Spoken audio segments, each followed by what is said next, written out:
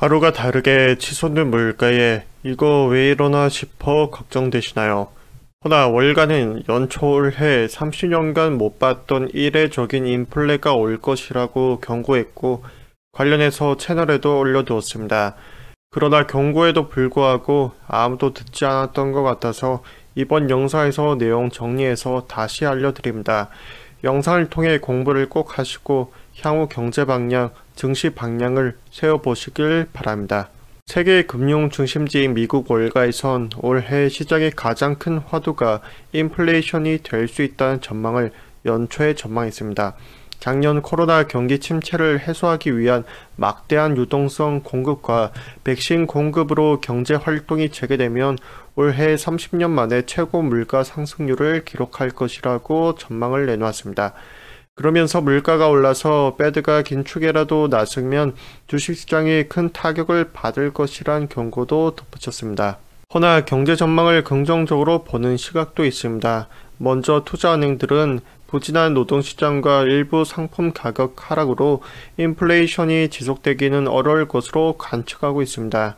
그리고 골드만삭스는 올해 상반기쯤 핵심 인플레이션이 2%를 상회할 것이라고 이미 예상했었으며 시티그룹은 오른 물가 상승률은 수개월간 이어지다 연말을 기점으로 다시 소폭 진정되는 모습을 보일 것이라고 예측했습니다. 이 외에 긍부정 의견을 종합해보면 물가 대폭 상승은 이미 예상된 현실이었다. 연말을 기점으로 다소 진정되는 모습을 볼 수는 있겠지만 중장기적으로 상승 압력이 지속될 것이다 정도가 되겠습니다. 다음은 인플레이션과 관련해서 알아두면 좋은 경제 공부입니다. 첫째입니다. 금리가 오르면 경제가 살아난다? 아니요, 통상적인 움직임은 반대입니다. 경기가 살아나면 시장 금리가 오릅니다. 그러면 중앙은행에서 이러다 물가가 오르면 큰일 날 것 같다 해서 금리를 올리면서 대응합니다. 중앙은행은 주로 최근처럼 시장을 예측하고 선제적 금리 인상을 선호합니다. 하지만 이제는 선제적 대응을 하더라도 회복세를 보면서 그때서야 금리를 올립니다. 따라서 금리가 중장기적으로 계속 오를 것이란 생각은 현재 시점에서 할 필요가 없습니다. 그것보다는 시장에서 유동성 장이 더 풀릴 것 같은데 그 기대감을 채워주지 못하면 증시를 비롯한 투자시장이 차가워질 수 있겠다는 것을 지켜봐야 합니다. 여기서 한 가지 더 중요한 것이 있습니다. 고금리는 증시 악화라고 생각하실 겁니다. 이것은 맞는 말이지만 고금리는 증시 탈출은 시기를 반드시 잘 활용하셔야 됩니다. 그러면 고금리, 고물가를 달리고 있는 현재 증시에서 남들과는 다르게 오히려 수익을 낼 수 있기 때문입니다. 이와 관련해서 보다 구체적인 것은 다음 영상에서 업로드할 예정입니다. 둘째, 코로나 이후 상품 쇼핑이 급격히 늘어날 텐데 공급이 못 받쳐주면 인플레이션이 오는 것이 아닌가? 가능한 얘기입니다. 실제로 미국에서 금리를 결정할 때 이 질문이 나왔습니다.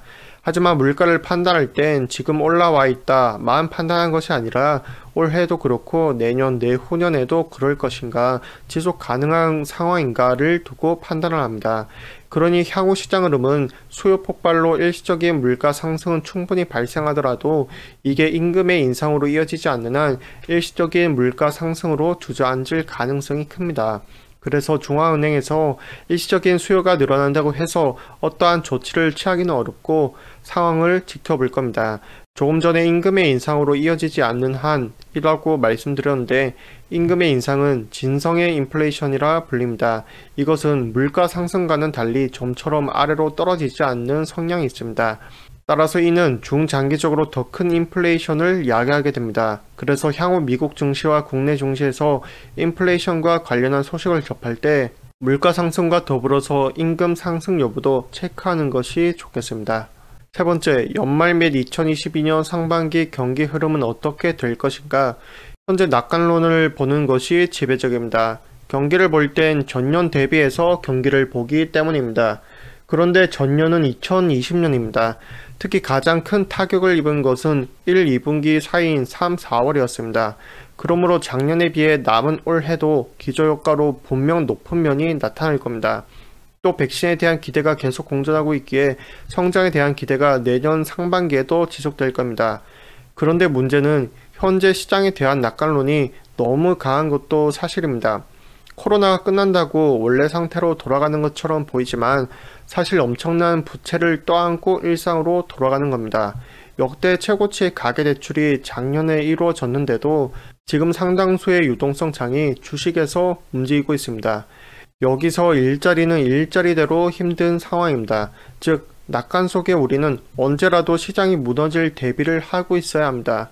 따라서 회복에 대한 기대와 기대에 못 미치는 회복 속도가 서로 주고받아서 시장이 갈등하는 모습이 내년 상반기에도 이어질 겁니다.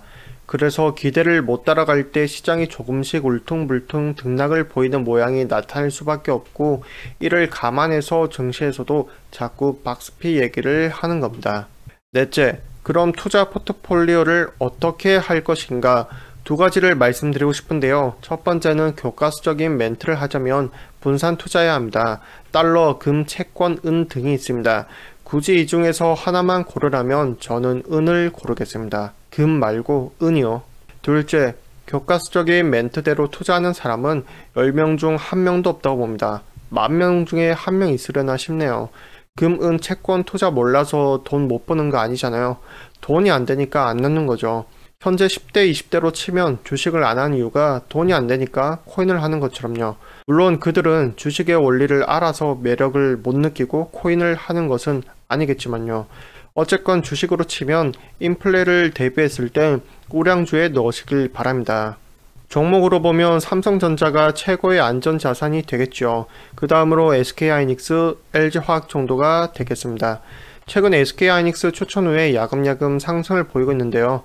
LG화학도 80만 부근부터는 저평가 구간이 맞으니까 삼성전자처럼 꼭 안전자산으로 여기고 투자하시길 바랍니다.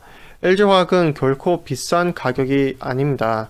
삼성전자와 동일한 액면가로 환산하시고 다시 가격을 보시면 막상 그렇게 비싸지 않다는 것을 알 수 있습니다.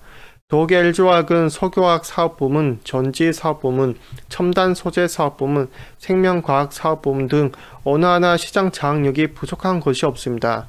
한번 탄력을 받으면 계속 올라가니까 좋은 기회를 놓치지 마시길 바랍니다. 정리해보면 인플레 및 폭락장을 대비해서 투자 포트폴리오를 주식을 선택하신 분이시라면 3개 종목에 나눠서 담는 것을 고려해 보시길 바랍니다. 최근 다우지수는 연일 신고점을 갱신하고 있습니다. 일각에서는 디커플링 추세라서 국내 증시는 다른 모습을 보일 것이란 전망이 있습니다.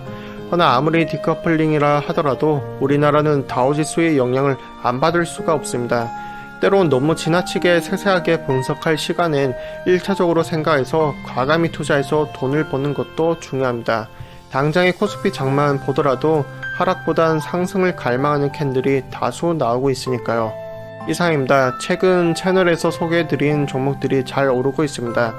굳이 시간 내셔 맞네 안 맞네 훈수 얼마든지 드셔도 좋으니까 구경해보시길 바랍니다. 제가 자신있게 말씀드리고 싶은 것은 내일 시장은 틀릴 수 있겠지만 시간이 갈수록 제 말이 맞다는 겁니다. 또 제가 자신 없게 말씀드리고 싶은 것은 이놈의 유튜브 알고리즘입니다. 많은 사람들이 볼 수 있게 적극적인 추천 지인들께 꼭 좀 부탁드리겠습니다. 보고 나눌수록 배가 되어 돌아오니 좋아요와 구독 누르시고 돈 되는 정보 앞으로도 계속 받아가시고 대박 나시길 바랍니다. 감사합니다.